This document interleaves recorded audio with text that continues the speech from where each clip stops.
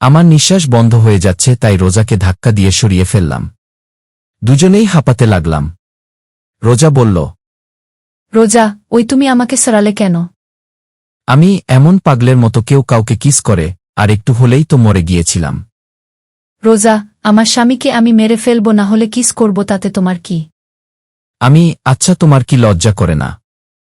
রোজা, কেন লজ্জা করবে?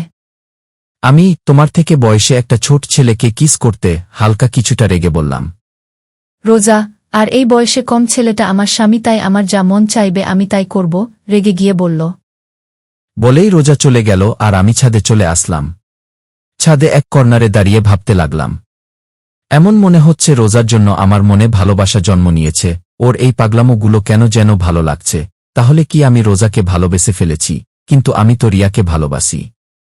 রাতে সবার সাথে খাওয়া দাওয়া করে রুমে এসে খাটে বসে রোজার দেওয়া মোবাইলটা হাতে নিয়ে দেখতে লাগলাম, আর ভাবছি মোবাইলটা চালু করব নাকি।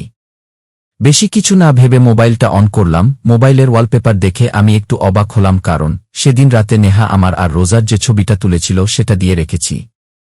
তার মানে সেই রাতের ঘটনা রোজা নেহার থেকে শুনেছে। ওসব ভাবছি, হঠাৎ রোজা রুমে ঢুকল। কিছু না বলে রুমের দরজা লাগিয়ে আমার সামনে এসে বলল, রোজা, আমি এখন ঘুমাবো। আমি তো ঘুমিয়ে যাও, আমি কি তোমাকে ধরে রেখেছি নাকি? রোজা, তুমি কি ঘুমাবে না? আমি রোজা, তাহলে ঘুমাও, এত রাতে ফোন চালাচ্ছ কেন? তুমি ঘুমিয়ে পড়, আমি একটু পর ঘুমাবো। রোজা, বুঝেছি, ভালোভাবে বললে হবে না। বলেই রোজা খাটের উপর উঠে আমার হাত থেকে মোবাইলটা নিয়ে নিল। আমি শুধু নির্বাক দর্শক হিসেবে তাকিয়ে আছি। মোবাইলটা সাইডে রেখে আমার হাত টান মেরে শুয়ে দিয়ে ও আমার বুকের উপর শুয়ে পড়ল। আমি এখনও নির্বাক দর্শক হিসেবে তাকিয়ে আছি। এটা কি হলো? রোজা, কোথায় আবার কি হলো? তুমি আমার উপর কেন শুয়েছ? বিছানায় তো বালিশ আছে, ওখানে শো। বিরক্তি নিয়ে। রোজা, আমার বালিশ শুধু তুমি। রোজা, নয় হ্যাঁ, এখন কথা কম বলে শুয়ে পড়ো, অনেক রাত হয়েছে। আমি আর কিছু বললাম না, কারণ এই মেয়ের সাথে কথায় পেরে ওঠা অসম্ভব। কিছুক্ষণের মধ্যে আমরা ঘুমিয়ে পড়লাম। সকালে ঘুম থেকে উঠে দেখলাম রোজা প্রতিদিনের মতো আমার বুকের উপর মাথা রেখে শুয়ে আছে। আজকে কেন জানি ওর এইভাবে শুয়ে থাকা আমার ভালো লাগছে। আমার ডান হাতটা দিয়ে ওর মুখের উপর আসা চুলগুলো ওর কানের পিছনে গুজে দিলাম। ও কিছুটা নেড়ে উঠল। কিছুক্ষণ এক দৃষ্টিতে ওর দিকে তাকিয়ে থাকলাম। ওকে অনেক রূপবর্তী দেখাচ্ছে। রোজাকে সাবধানে বুকের উপর থেকে উঠিয়ে সাইডে শুইয়ে দিলাম। আমি উঠে ফ্রেশ হয়ে নাস্তা করে ভার্সিটির উদ্দেশ্যে বেরিয়ে পড়লাম। রিয়াকে কি বলবো তা ভাবতে ভাবতে ভার্সিটির সামনে চলে আসলাম। ভার্সিটির সামনে আসতেই দেখলাম রিয়া গেটের সামনে দাঁড়িয়ে আছে। ওকে দেখে বোঝা যাচ্ছে ও কারোর জন্য অপেক্ষা করছে। হঠাৎ রিয়া আমাকে দেখে আমার সামনে দৌড়ে আসলো, আর এসেই বলতে লাগল, রিয়া, তুমি ঠিক আছো তো? কান্না করা কণ্ঠে বলল।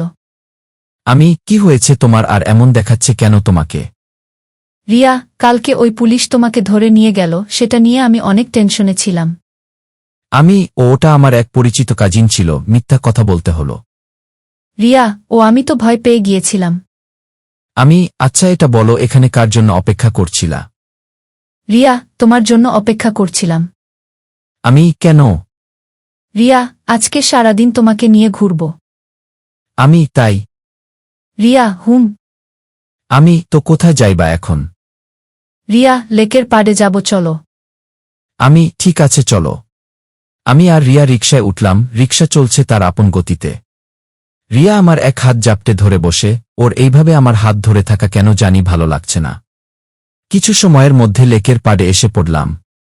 রিকশা ভাড়া মিটিয়ে আমি আর রিয়া পাশাপাশি হাঁটছি। হঠাৎ রিয়া বলল,